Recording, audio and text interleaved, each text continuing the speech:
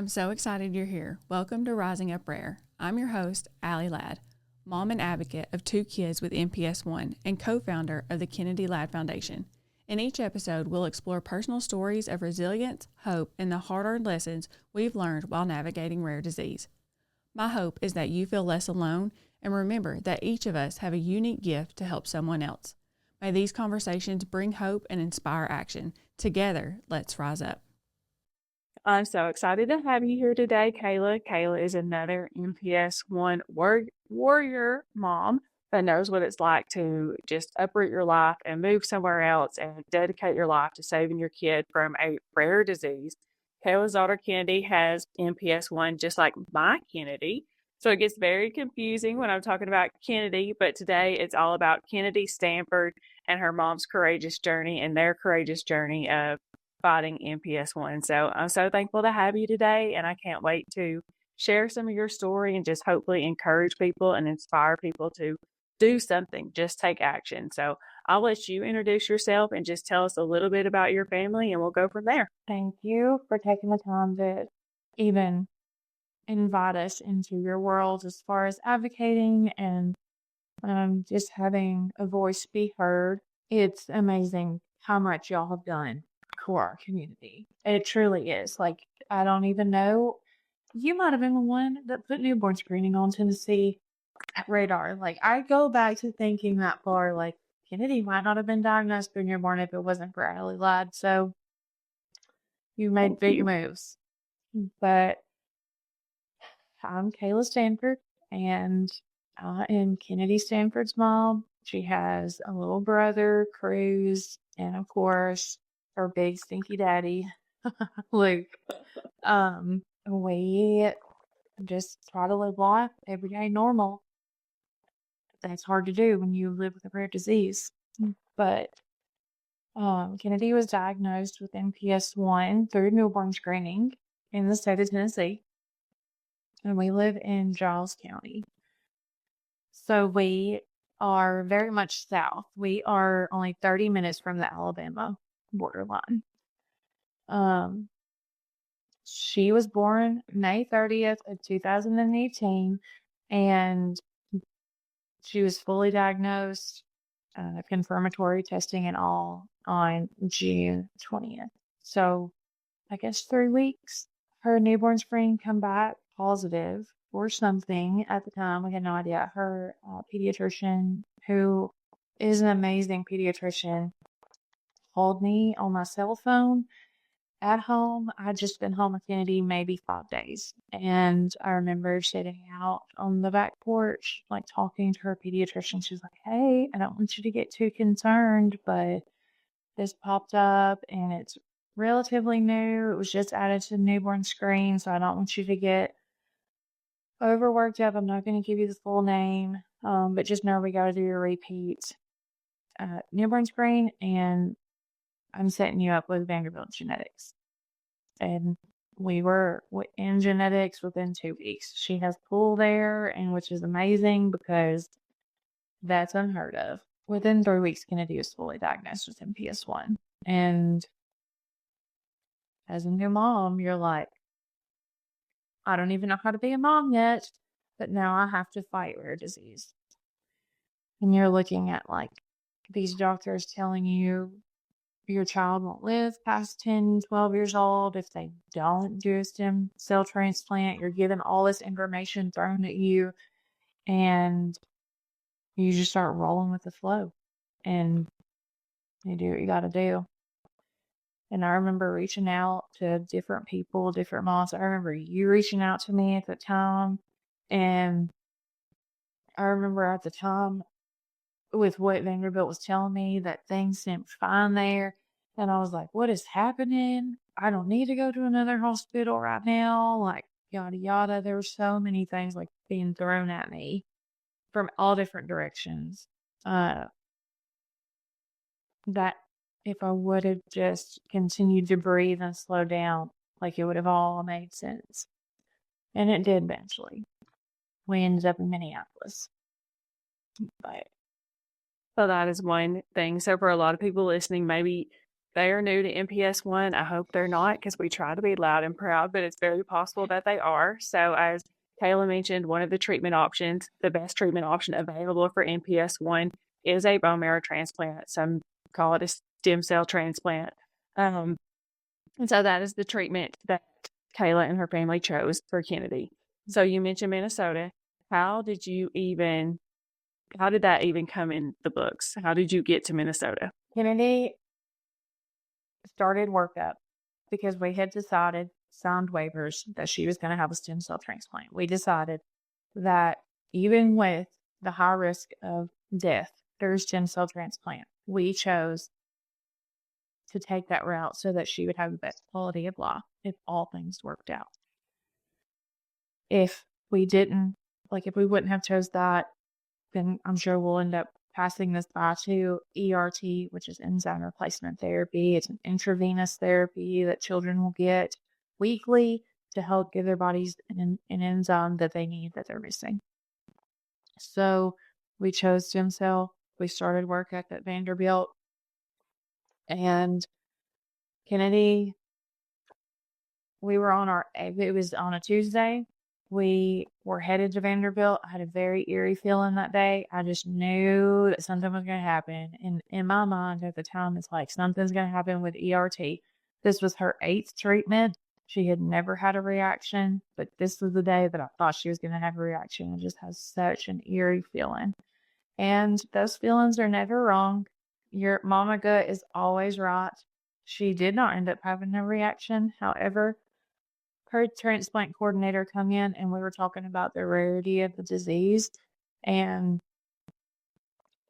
back when we were with genetics, they had told us they had treated 6 to 7 patients with MPS 1 successfully.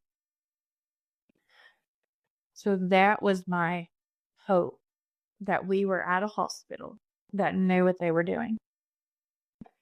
But our transplant coordinator comes in that 8th ERT day on a Tuesday morning, and we were talking about the rarity of the disease, and she goes, I've been here for 25 years, and I can't even fill up all 5 fingers with how many patients we've had with MPS 1. That's what I was thinking. So I was surprised when you said that. So I was like, oh, and I'm sure you could see my entire demeanor change, because I was like, okay, this is not going to work. We are at a place that is using us as a guinea pig. And they were. And they are a research hospital. And I'm not against research hospitals. I love them. We've come so far because of research. But when you are newly facing life or death, and every person that looks in your eyes tells you, we don't know, your daughter's going to teach us, how are you supposed to have faith in that? So we come home that night, and I was lying in bed. Kennedy was laying on my chest, and I remember going to message this mom. I do not know what her name is. I do not know what her face looks like. It's like a blocked out thing. I don't know. She had to have been a guardian angel. It had to have been the light that Jesus was like, here you go.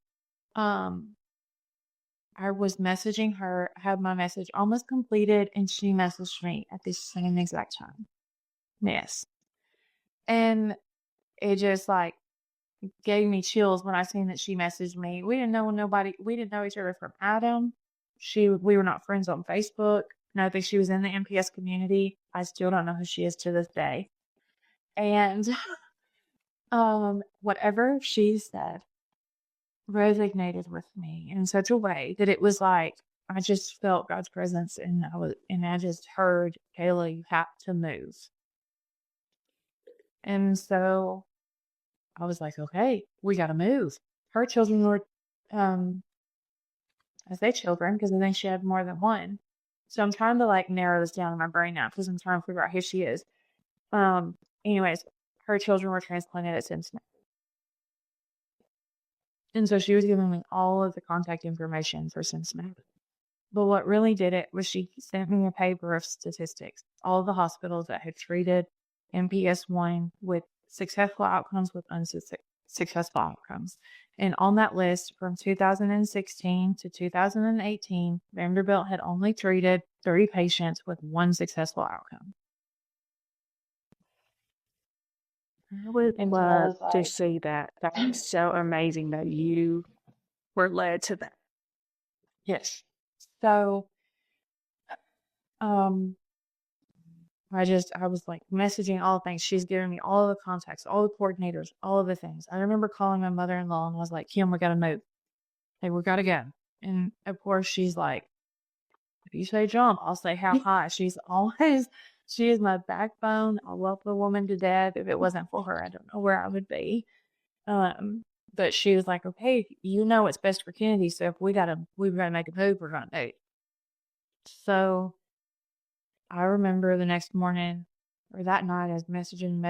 And that morning I'd been talking to Miss Linda Hurd, and she had been communicating with me through this first, beginning of this process. And never once was she ever like, come to Minneapolis. Like, she never, like, she was just always like very calm and just, we're praying for you, like, encourage, like, in just such a way that was like, I don't know, just she had this like spiritual, peaceful, like vibe, like just That is she gave you Linda. comfort. Yes, that is Linda. She gave you comfort, and it's just like she never was like pushy or anything like that.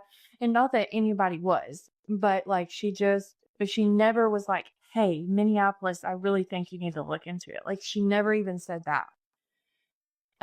So I was sitting on the floor and I was leaning over Kennedy. I was on my knees. I was praying over her. I was like, God, whatever we got to do, move me.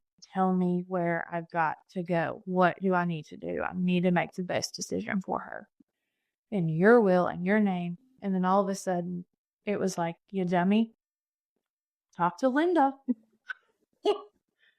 Why haven't you asked Linda about Minneapolis? And so Linda gave me all of the coordinator information, all the things. That night, it was late. It was like 6 or 7 p.m. and we're on the same time zone, so central for Minneapolis as well. A coordinator called me that night, that evening. One was like, hey, like, just very emotional and like moving about this. They were like, we are going to get you in contact with either Dr. Lund or Dr. Orchard. If you do not hear by them from 11 a.m. tomorrow morning, you call me back. And I remember it was not even 7 a.m. the next morning, and Dr. Lund had already called me and gave me a rundown from A to Z, from the hair follicles on Kennedy's head to the toenails on her toes, how NPS would affect her, how the bone marrow transplant would help her, and how it would not help her. And so that right there, it was just like very fast moving. Within 2 weeks, we had a consult in Minneapolis, a 24-hour consult up and back. And we were in this round table meeting with all of these people and Dr. Lund, and of course, Dr. Lund's coordinator at the time. And talking about all of the things. Luke did not go with me. He was very distraught at the time. He was like, why are you taking my child to a whole other state? Why can't we do this at Vanderbilt? I don't understand. Like, he just didn't understand what was happening. But I was following God's movement at the time. I didn't understand it either. Insurance wasn't even a thing on my mind at the time. Like, I was just like, let's go to Minneapolis. Didn't even think about insurance, not one time. And before we went for the roundtable meeting with all the doctors, Dr. Lund, my dad was like, Kayla, do you even know if your insurance is within network? I was like, nope, sure don't. Don't even know. But we get in there, we're talking, and his coordinator interrupts him and is like, oh, by the way, I forgot to tell you, your insurance is 100% within network. And I just looked up and I was like, I said it out loud. It was like, thank you, Jesus. And that was it. Like, that, I knew then, like, this is where we had to be.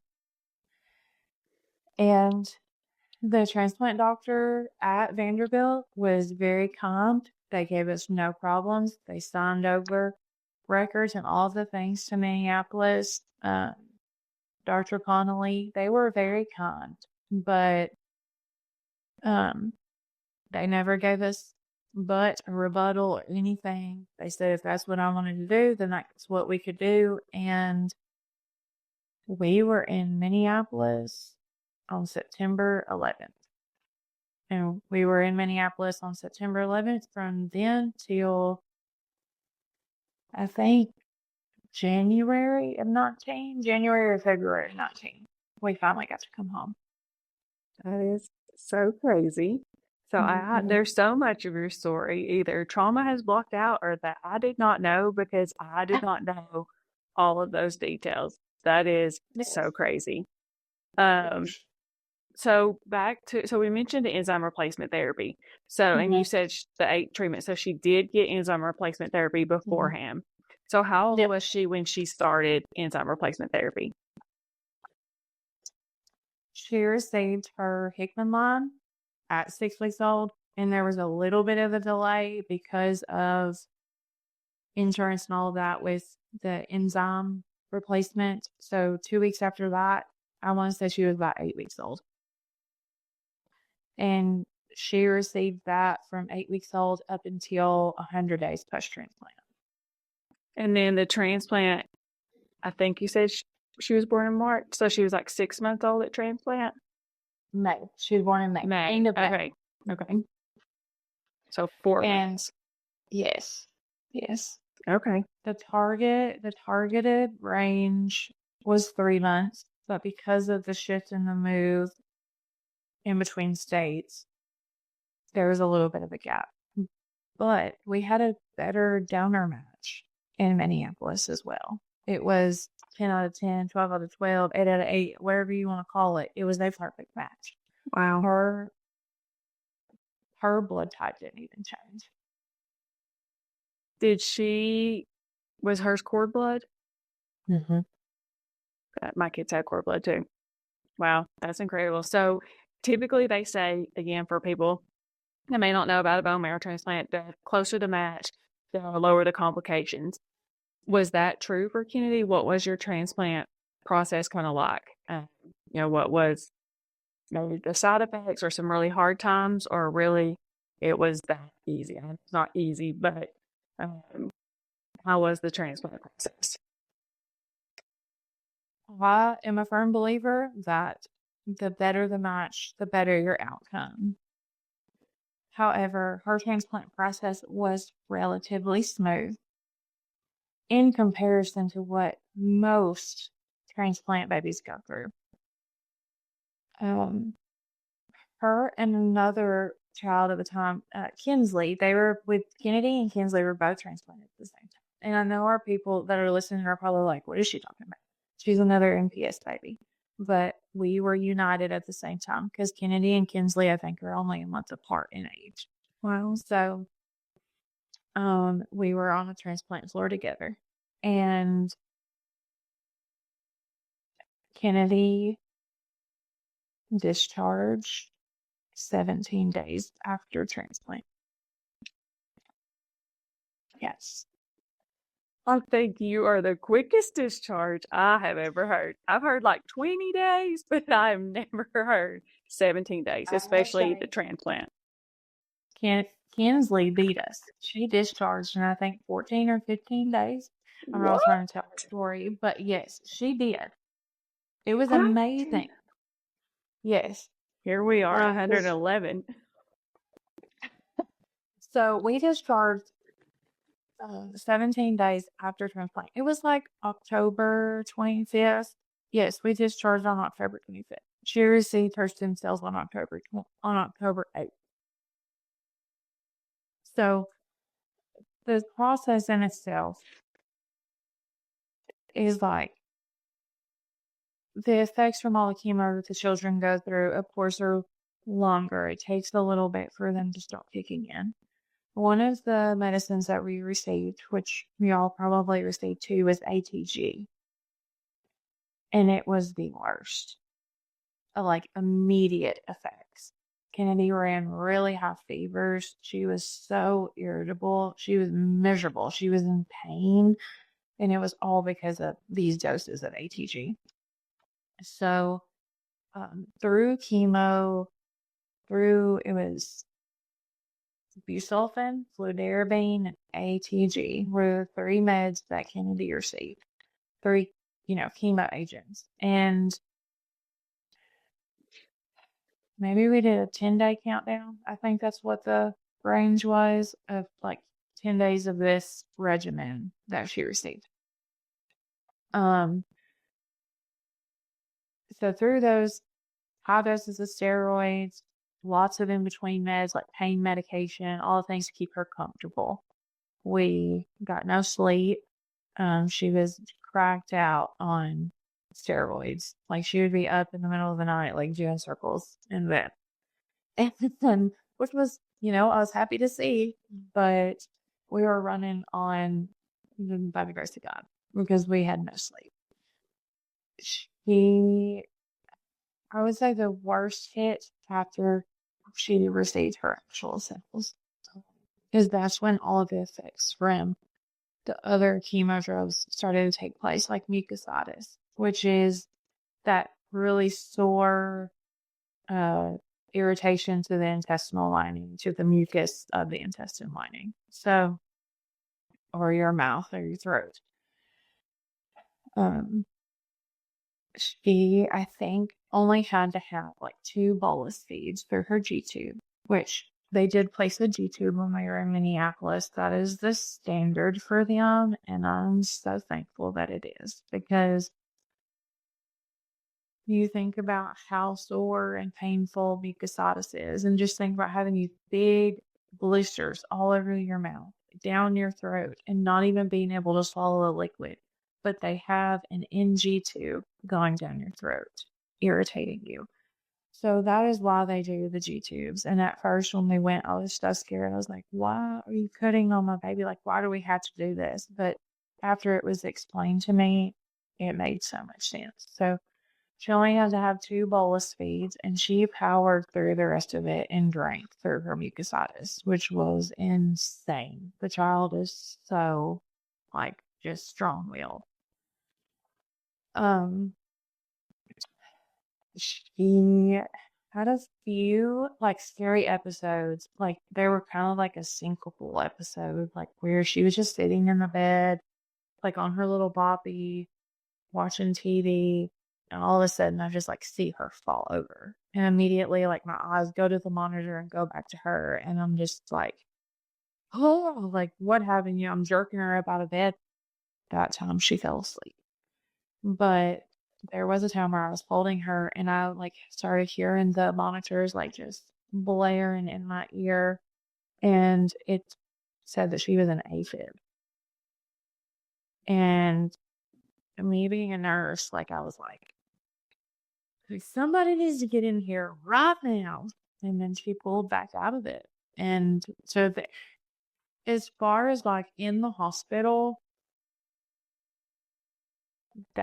those times, like physically, her going through like the mucositis and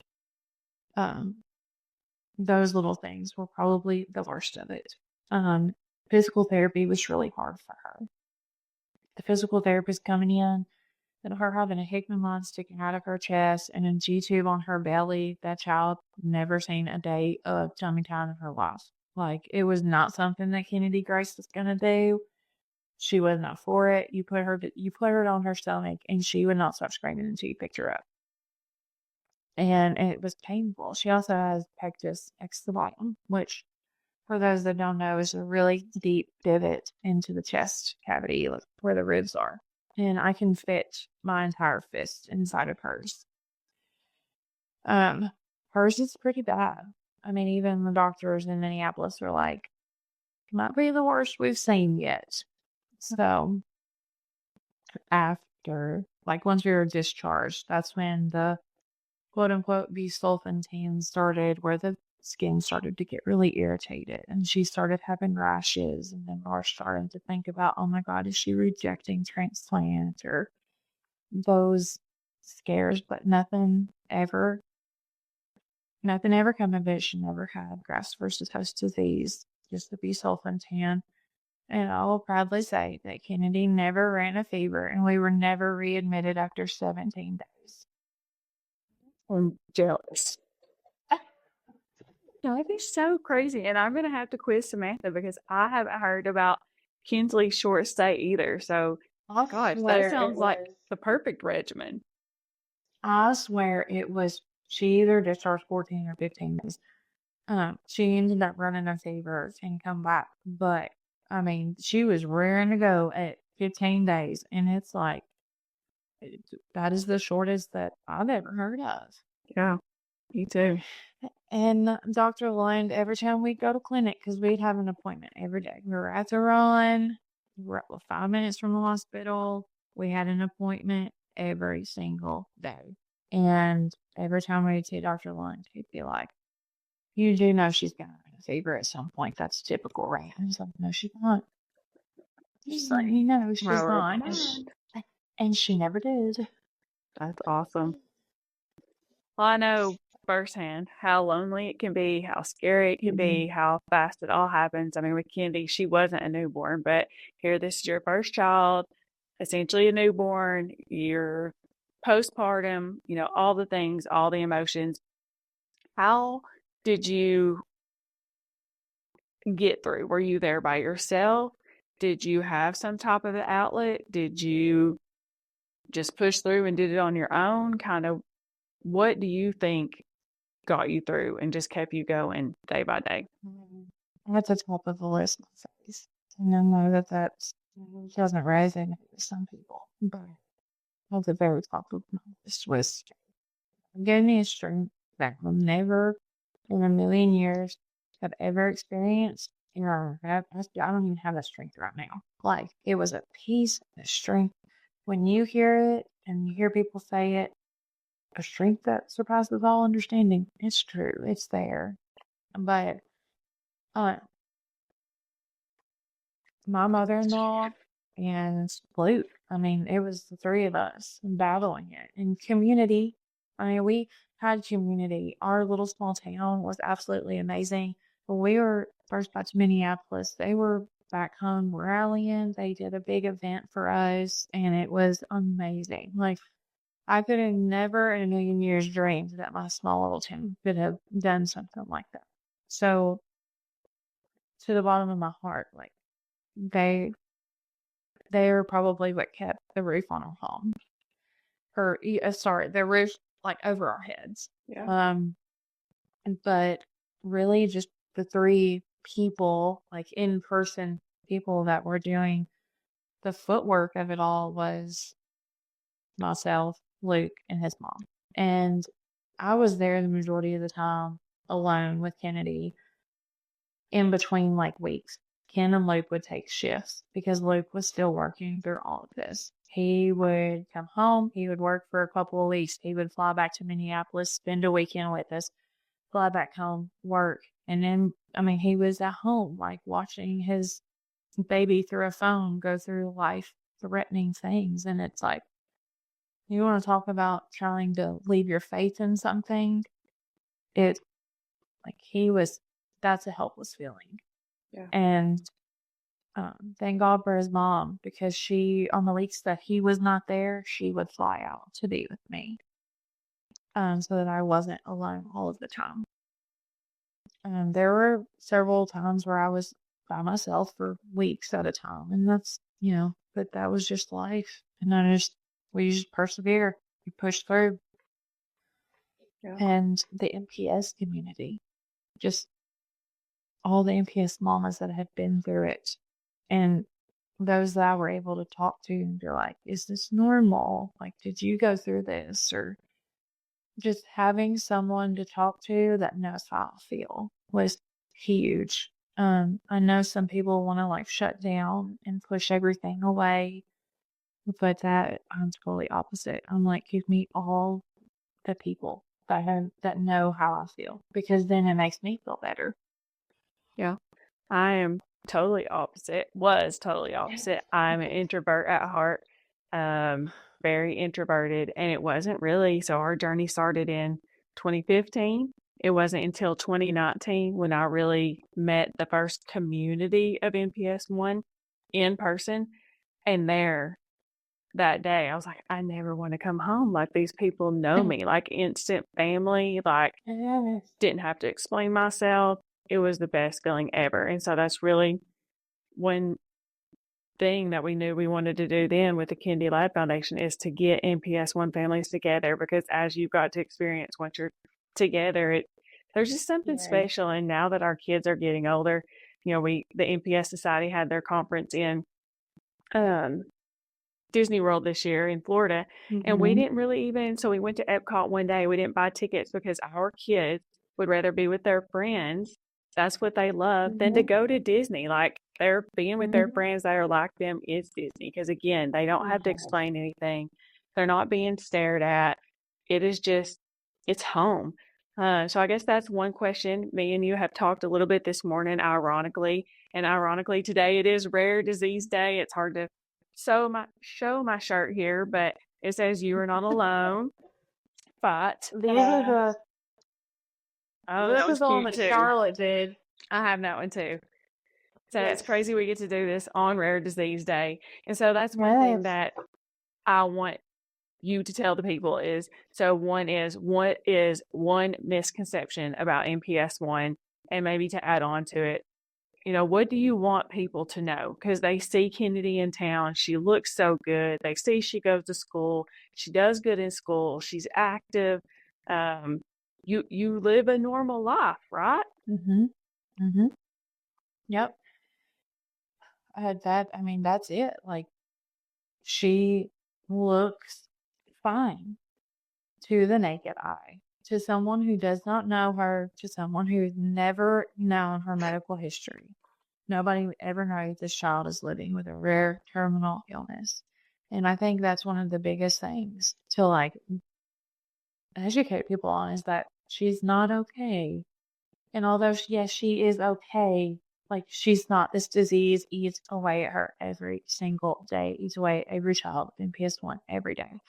And it's a silent killer, because behind closed doors, they don't see the screaming and the crying and the pain that she goes through, the sensory deficit that she has from all of the things that she has been through.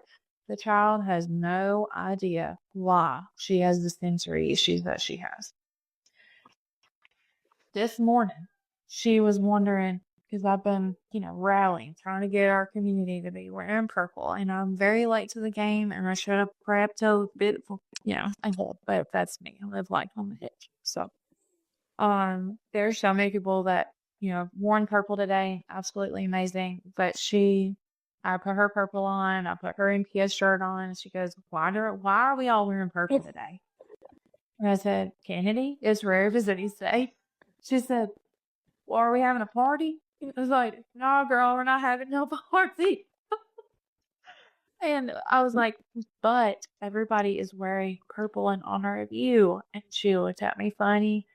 And I was like, honey, MPS 1, we talked about this. And she goes, yeah. I said, it's a rare genetic disorder. And she said, oh, well, so why is everybody wearing purple? And I'm just like, I was like, God blessed you and made you the way that you are, so beautifully and perfectly, that you do have a rare genetic disorder that doesn't change who you are and like your life. And you touched so many people, yada yada. We went through this field, and she's still just like in the back seat while we're on the way to school, just looking at me like, what are you talking about, lady? But to go back to your question, would be for people to know that, I mean, she's not fine and there is no cure, and we don't know what her future holds. And so for more healthcare people to know about it, and just a small community, by word of mouth, somebody might be saved. Like a doctor of some category may know something and might help another family that has been trying for a year to 2 years to get their child diagnosed. And thank God that newborn screen has spread the way that it has, because when Kennedy was transplanted at the time, there were only 11 states that had added NPS to the newborn screen. And I don't even know where it's at now. I know it's higher. I want to say 35, 40, but still not all states are screening for MPS 1, and still the way they handle it once they are screened. So I know a family that, and I may be getting this wrong, but it's my interpretation that their daughter was flagged on newborn screening, but it came back that she was just a carrier. So nothing was really thought about it. They just kind of let it go. So then they had another daughter that was screened. But since they were never told the severity of MPS 1, when they got the call, to them, it was kind of as if this child was a carrier and there was nothing to do. So as time went on and symptoms started showing, that's when they started asking questions. So they had been called, but whoever called them, I don't know if it was the pediatrician or the lab or genetics, did not emphasize the urgency or did not encourage them to get retested or did not encourage them to take the next step. And so they just did nothing. And so there's a lot of issues. Yes, newborn screening is good, so good. And we are both from Tennessee, and Tennessee has one of the best newborn screening labs ever. But yes, doctors need to listen. We are in this together. I know the system is not set up for us to work together as a team, but for so many rare diseases, doctors have to listen and quit pushing things off and just going back to, they've been trained when they hear hooves to think horses, but they have to think zebras. There's so many people misdiagnosed, and it is detrimental. It is life-changing. It changes the quality of life, and it changes the outcome. So Absolutely. Agree. And we know not all stripes are the same. I've been in a lot of meetings lately, especially in Washington and with the Every Life Foundation, and just some things that we're advocating for. I've been in some meetings with Life Sciences of Tennessee, and just the research is there. The time is now. We are so behind. There is a cure. There are better treatment options, and there are things out there, but we need funding. Everything costs money. We need funding. And it's not just funding, it is awareness. And so really that's why we have tried to encourage people, just share your story. I know in the moment it seems silly and you walk away thinking it's just my story, but I've been there, and I realized the more I've shared my story, just like these God things come into your life and you can make a difference. And just coming back from Washington, that was so much of what the Every Life Foundation talked about this week was your story is your superpower. And again, to bring back up the Kennedy Light Foundation, the Cure MPS 1 project was just for that, to use MPS 1 stories and the 6 degrees of separation to find better treatment options and a cure. And the 6 degrees of separation is not necessarily money. It could be, somebody knows a radio station, or somebody knows a doctor, or maybe your brother is a researcher, or maybe your sister is a billionaire. Maybe it is money. I don't know. But in the end, for every dollar somebody can't donate, somebody else would donate 20. So it is about sharing, networking, and telling people what we need and the urgency. It's so urgent. And I told you this earlier that it is hard because sometimes the people you feel like are your closest of people, and maybe it's even family. Maybe it's somebody you see every day, but they don't seem to understand because, again, they see Kennedy outside playing. They don't see her in the shower crying because her back hurts so bad, or they don't see the surgeries that she's been through. Like, again, the families sharing their stories, but also the community realizing that shares on social media seem silly and people hesitate to share, but a share could literally mean life or death. And you were talking about diagnoses, especially with MPS 3, families are being diagnosed off of social media. So you never know what that share is going to mean for somebody, because your share, again, can reach that next person. I mean, it's happened so many times. So encouraging people, you're doing the right thing by having your community rally for Rare Disease Day, whether you're late or not.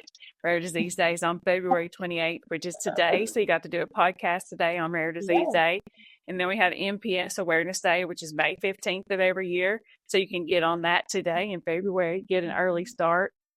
But I agree with you. Like, there's so much that people don't understand, and the need for community is huge, and people can make a difference today, whether it's sharing, whether it's donating, whether it's reaching out to you and bringing your family a meal. I mean, it could be something so small. Kindness really makes a difference. So Yes, it I does. I agree 100%. I did want to ask, I don't remember any, but again, I feel like going through this podcast, there's so much of your story I don't know. Besides the bone marrow transplant, I know Kendi is doing great. Has she had other surgeries? Because MPS1 is multi-system functional. So it's literally their eyes, their ears, their organs, their bones, all the things. And I will add on for the listeners that the bone marrow transplant essentially protected their brain cognitively, their cognitive ability, and it slowed down the progression of the disease. But at this time, there's no way for the enzyme to get into the bones or to get into the eyes or the organs. So the disease is still progressing. And you've heard Kayla say, the misunderstanding of MPS1.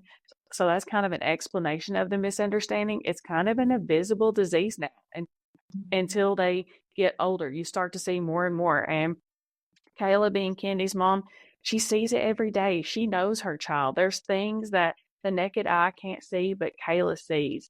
So with that, are there any surgeries since bone marrow transplant that she's had to face, or do you face daily challenges that maybe a typical family might not face? No orthopedic surgeries at this time. So for those that don't know, one of the biggest things with MPS1 is orthopedics and bones, and because it affects them in such a negative way. So no orthopedic surgeries at this time. The only things that we did were pigment line removal, G-tube removal. So no major surgeries. We've only ever done like those very, very long sedative procedures. You know what? I just sat here and lie straight to y'all's face. Because I don't think a dental being is like as big of a deal as like orthopedics, but I mean it is a big deal. So she has a ton of dental issues, and that has been one of the biggest things that MPS1 has caused us is dental problems. She has no roots to her teeth. We don't know what her adult teeth will look like. She still hasn't got her top teeth in, her adult top teeth. I see one trying to budge through, and she's so proud of it. Every day she has me check that gum every single day. I love her to she was like, Mama, look at my tooth. You see it coming in? And I'm like, I see it, girl. It's gonna be here any day. Which 80 months away. But so she's had several major dental surgeries as far as like removing teeth. The child has had she has had 4 teeth in her mouth from like 1.5 years old on. And it's just because every single tooth that's come in has just rotted right with her mouth. And going on,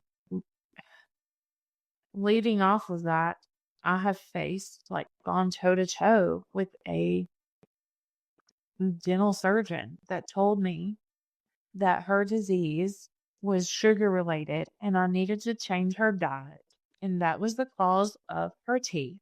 And that if she would stop eating sugar, that she would not have teeth problems. Oh, Lordy. Mm-hmm. And before he come in the room and told me all that, I heard him say, oh yeah, I Googled it right outside the door of the room. So it's like, you have some doctors that try so hard and they fight. And then you have some that I'm not even sure how they got their degree. And so that's one of the things we face is fighting new faces, fighting new people in the medical field, medical world who push back and they don't want it. They're not open to new. They're not open to learn. They're not open to help, research, advocate, whatever it may be. And I find so much of that here. And that's So why we hard. still go to, yes, that's why we still go to Minneapolis every year. Another major thing that Kennedy, one of the biggest, orthopedic things for her would be her spine. She does have kyphosis. It is not super severe, I guess, in comparison to some degrees that I have seen children with MPS1 like your Kennedy. Hers was very severe that I've seen. But I mean, it's there. And I think the last degree reading that we got, maybe 39. I could be saying that wrong, but I would say in 2023, she started complaining all of the time about back pain. When we were in the car, when we were at home, it didn't matter where we were. She was telling me that her back was hurting her. And so I did reach out to our team in Minneapolis, but they directed me direct to the surgery team. And in my mind, I know that she's not ready for that. There's no way that her kyphosis is that bad that she needs surgery yet. And maybe we don't even wait till it's that bad. But however, I'm like, whoa, like, I don't think we're there yet. So I started doing my own research. I did reach out to a few moms that have done the same thing as far as chiropractic care, which that is a big, like Phil said, no in our MPS world. And I can understand why.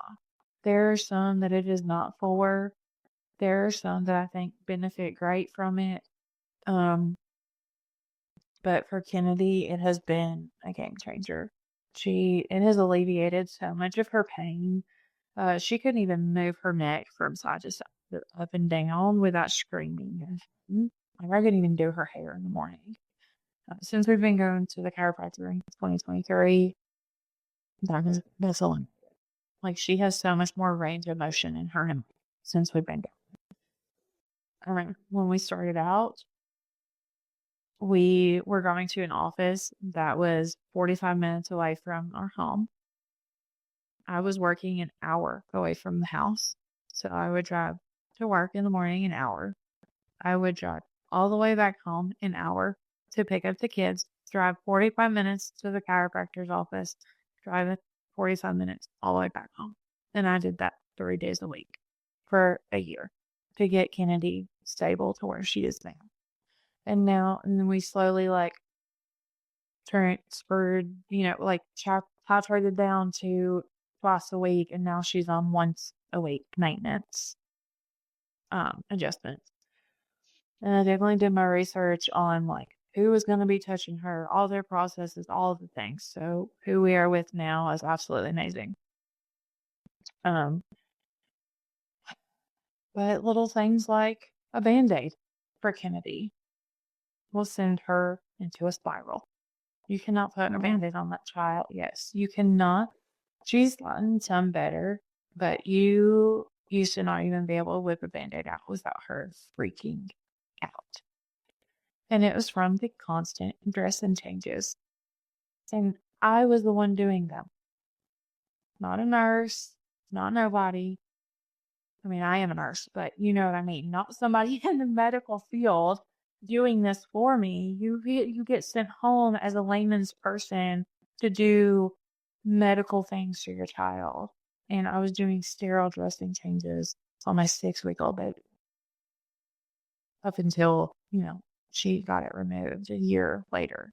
So it's those things people don't see too. Like that's where the trauma stems from. She doesn't even know why she has trauma, but she has it. And it's like, she can't even brush her hair. She flips out over that. You encompassed a lot of things in that. Just the reiteration, yes, dental work is huge in our kids. I think it's from all of the chemo. It's my personally think. Yes. But they have a lot of dental issues. And then going to the dentist is hard because trauma. And then the whole chiropractic thing, you said you felt it in your heart. Going back to the doctors not listening, I think we hear it in all rare diseases. I'm in a lot of rare disease group and talk to a lot of people that you are the expert in your child. And I hate that that is so intimidating, but there's no way a doctor can know everything. And so it goes back to don't zebra, quit putting us off. hear us, and that the cost really ends up being so much more because we've been doctor to doctor until you find that person that listens. And I think of just how many times your example of the chiropractor, you felt it in your mama heart, you did your research, you did what was you felt was right for your family. And that has to happen so many times just because you are the expert. You know your child. I don't know how many times, and we preach this to newly diagnosed families, like your mama instincts are real. And it took a long time for me to be able to, I hate confrontation, for me to be able to say that, put my hands down sometimes and be like, I know how this is going to go. And that's a lot of the trauma too, is being a micromanager as a mom. But you've just seen it happen too many times and you know the way it's going to go. And so if they would just sit and listen and be patient, they're like, you were right. Yes. Just, I can't even think of all the examples, but every mom has a story like that in our community where they just do and they feel that tug or that, mom instinct, and 99% of the time it is right. It is a crazy thing. And now even Ryan will admit, they call me Google, but Ryan will admit that a lot of those times I'm right. You know your child knows your child like you do. So that is actually from filming your video and hearing you talk about the chiropractic thing. While I don't think I would take Kennedy, I would like to take Lincoln. So his curvature is very minimal. I want to say the last reading was like 14 degrees. And he complains when he's in the car or different things. And he doesn't sit down a lot because his back hurts. And so I would love to see what chiropractic could do. And also you had said, again, people are listening whose alarms are going off in their head. I know it's like, what do they call it? Like, what's the device called? Like they're not cracking and popping Kennedy's neck. It's nothing like that. Yes. It's like a device. It kind of looks like a pogo stick. Is that what you're talking about? I think so. I want to say extenuator, but that's not right. I don't. Very little device. I cannot think of it either. If you wouldn't have said that, I would know because Cruz plays with the sample one every time we're in there. I don't think either. So maybe just that be a red flag. If you're an MPS family and you're listening, do your research, as Kayla has said. It's not the cracking and popping. Maybe that is right for your child. I don't think it's right for your child, just what I know about MPS. But the same thing, I saw a post recently in our group about gas, and that's been high up for debate is nitrous oxide in the dental setting. And again, I think it's based on your child. It's based on the symptoms your child has. It's based on your child's health. It's based on their age. It's based on their airway. So many things. Because, for example, I probably would never give Kennedy gas outside of a hospital setting. But yet, Lincoln, we have for a very short period of time, 15 or 20 minutes, and he did great. But again, Lincoln and Kennedy's progression is so different. Lincoln's airways are so different. Lincoln's complications are so different. And so I did take that risk on him. Is it right? I don't know if it was right. For us, it was. But there's so many things, and that's what makes MPS 1 hard, as you know. There is no black and white. That's what makes it even harder. It's so much gray area, and even though we have a lot of great experts, sometimes you, the mom, or the dad, or the caregiver, are left to make the best decision that you know to make. And it's hard and it's heavy. And the trauma is heavy. We talked very minimal about trauma, and that's something I want to get into more, not today on the podcast, but that is so real. It's not talked about because some people don't see it as life or death, but it is in all of our families. It's in all of our kids. It's in all of our parents. The trauma is real and the triggers are everywhere. And it's another heavy weight for sure. Yeah, so, for sure. It leads to future mental health, problems. Like it just, definitely sucks. It does. Well, I have like 2 more questions I want to ask you. I really can't thank you for your vulnerability and coming out here and telling your story. So one you may have to think about, and I maybe should have prepared you, but I've tried to ask everybody. What is something, and maybe it's a tip, maybe it's not a physical item, but what is maybe 3 things that were a lifesaver, maybe now in your life or maybe in transplant, meaning it could be a sound machine, it could be an adhesive remover, it could be, I don't know, it really anything.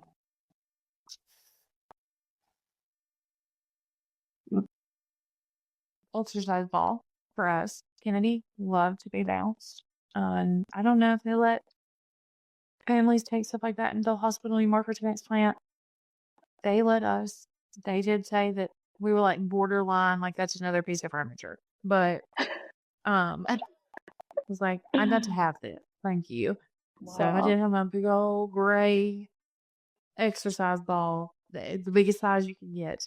And I would plop my big butt on that. And that is how I kept Kennedy at peace, was because she constantly had to be in movement. That's a good one. Yes, she constantly had to be moving. Instead of me killing my back, I sat down on that ball and we bounced. Another one that I learned through the nurses there at the hospital was press and seal. This might be something that all moms know, but it was a lifesaver as far as like bath time, and it eliminated so much of the pain. It is great for keeping water away from your lungs, but it is not as painful as some other stuff. So I loved press and seal. Now when I use it at home, it's just like immediate like flashbacks. It's like I'm wrapping her line up. And then I see all the time like little children wearing masks, like little bitty ones wearing masks. And we never did that with Kennedy. She lived in a bubble, a stroller bubble. And I know so many transplant moms know that, but if it wasn't for that on my stroller, like, I don't know, she could have caught anything. But we had a Manito stroller cover, and it was amazing. Weatherproof, waterproof, all the things. There were breathe holes in it, so I wasn't suffocating my child. But it kept her safe. It kept people out of her face. It kept people away from her. We went nowhere without her being, even just downstairs to get food at the run for the night. Like, she was in that bubble. I think those are the 3 things that, like, I feel helped. Those are good ones. And I'll try to look them up and link them in the show notes too. Most recently, we've been in Minnesota. And so I don't know if it wasn't available and we went through transplant, if it's something a transplant mom created or what. But one of the NPS 1 kids that we met with, it was essentially a rain hat. And it looked like a beekeeper thing. So it was a rain hat that had the plastic that came down around it. And I was like, oh, that is genius. But the same as you, we used the stroller cover and they wore masks sometimes. So the stroller cover was the lifesaver and we went nowhere without it. And we called them blue wipes because they were the hand sanitizer wipes essentially from the hospital. You wiped everything down and did all the things. Everything. So yeah. Well, the ball is a good one. I haven't heard that one. That is a great recommendation.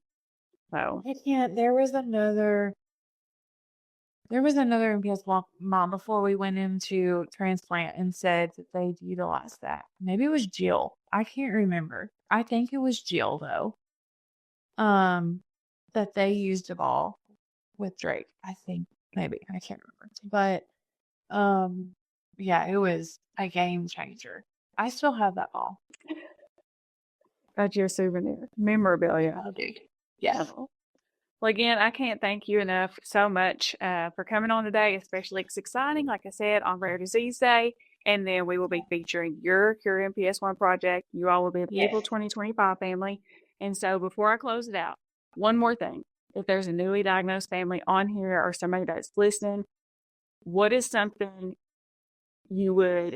what type of action would you tell them to take? What would you like to see them do? And maybe some hope that you would give. So I guess 2 questions: action and hope. I would for sure give them all of the numbers, the access that they could to our already made organizations like the MPS Society, Kennedy Lab Foundation. Aim Strong is one. Like getting them in connection with these people who are there to help guide them through this. Give them helpful tips and information about hospitals and doctors. I've been in contact with a lot of new families, and there for a while, the MPS organization was sending me new moms contacts to help talk to and that kind of thing. But my hope to them and encouragement is always there is a light at the other side. You may not know what that light's going to look like, but there is. And I am hopeful with Kennedy's outcome and success that, more children get to go through the same exact experience that she did.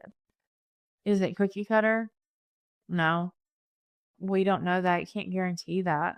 And so it's always scary because it's like, well, this is how my daughter handled it. It might not be how your child handles it, but there is that hope that we made it through this with minimal complications. And she is living a happy life and she is thriving, and not living in the hospital. And so that's thriving to me, right? Is not having to live constantly in the hospital or medical field or whatever it may be. But yeah, and just I always give some type of faithful encouragement, faith-based, in prayer, and always just like, I'm here just to hear you. I'm here to listen without information, without judgment, without whatever it is. That I'm just here to listen because sometimes that's all we need. I agree. Or get connected. That is, like I said, struggled for a while, and a lot of people are so overwhelmed. There's an MPS One Facebook group and you can join. Yes. They try to keep it kind of private, if you will. So it's just for MPS One families to have that safe space. But I agree, get connected. It makes all the difference, whether you just sit and look or whether you actually ask questions. But it also comes into play, I feel like, as they get older, talking about being the expert, that you come and you post in that group. Everybody has a different opinion. At least you get all these different opinions and you have more tools to make the best decision for your family. Again, there's no real answers, but it gives you a little bit of a guide or a little bit of perspective. So get connected. I would say, like with the MPS group, I do always recommend it. Like I'll say it to whoever I'm talking to new, but then I also do warmly. Then you get overwhelmed with that kind of thing. Maybe it's something that you put on your back burner because then if you sit and you spiral and all that's on there, like it could be a negative thing for you.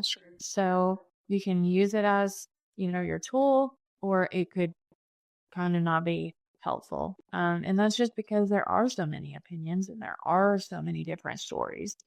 That it can be extremely overwhelming when you open up the post you made and you've got 50 comments. That is very true. And so there's people who can handle that and like enjoy that. And there's some people who are like, oh my God, what's happening? Oh, I agree. You've been a world of knowledge. I did forget to say how old Kendi was. So right now we're recording this in February 28th of 2025. So how old is Kennedy right now? Kennedy is 6 years old. Kennedy is 6 years old. So right now in 2025, Kennedy is 6. She's living a great life, just like most typical children do. So you're completely right. There is hope. Reach out to Kayla if you want any more information, you have any questions. Kennedy also has her own journey on Facebook. Is that right? Do you all have a group or a name that you want to share? Yep. I think it's Hope for Kennedy Grace. Hope for Kennedy Grace. And again, I can link it in the notes. I can link that in the notes. So you can follow Kendi's story on Hope for Kennedy Grace. I got the dates wrong, but the Kennedy Lab Foundation will be sharing them for the Cure MPS One project for April 2025. They also will have their own page on kennedylab.org. And actually, you can visit curemps1.org, and it will show you the Cure MPS One project, and you should be able to see the Stanford family. We really can't thank Kayla so much again for her vulnerability, her positiveness, her faith, and just her overall tips. So thank you all so much for listening, and we can't wait until next time.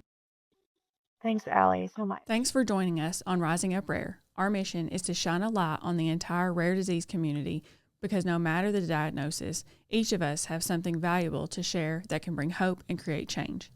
As a mom, it's my mission to save my children's lives and raise awareness about MPS 1, and I'd love your help. If you found inspiration in today's episode, please subscribe, share, or take a screenshot and post it on social media so others can join us. To learn more or to get involved, visit kennedylad.org. Let's keep rising up rare together.